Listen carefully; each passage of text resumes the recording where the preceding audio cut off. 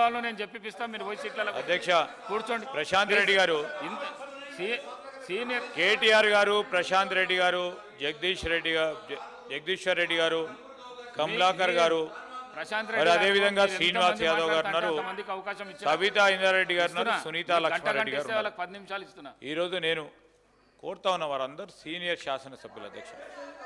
ఈరోజు ఏదో కౌశిక్ గారు చప్పట్లు కొట్టారంటే సరే, ఆ కొత్త శాసనసభ్యుడు కనుక ఏదో ఆనందం కలిగింది కింద కూర్చుంటా అని చప్పట్లు కొట్టినట్టున్నారు. వాళ్ళు కూడా కొడితే ఎట్లా అధ్యక్ష?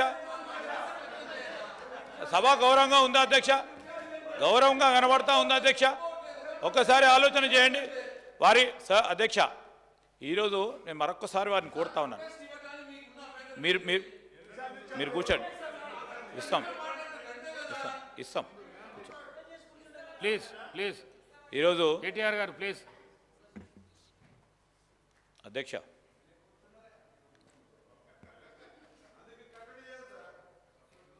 సార్ నేను రాజేశ్వర రెడ్డి గారు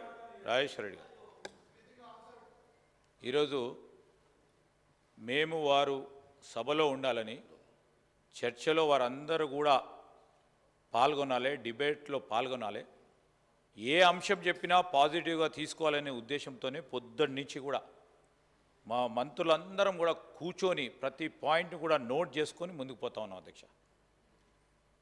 ఈరోజు ఆ స్పిరిట్ని వారు మర్చిపోయి సభా గౌరవాన్ని దృష్టిలో పెట్టుకొని మీరు ఏదైనా స్టాండ్ తీసుకోవాలనుకున్నా సభా గౌరవాన్ని దృష్టిలో పెట్టుకొని ముందుకు నడవాలని మీ తర్వాత అందరూ చాలామంది సీనియర్ శాసనసభ్యులే ఉన్నారు అక్కడ.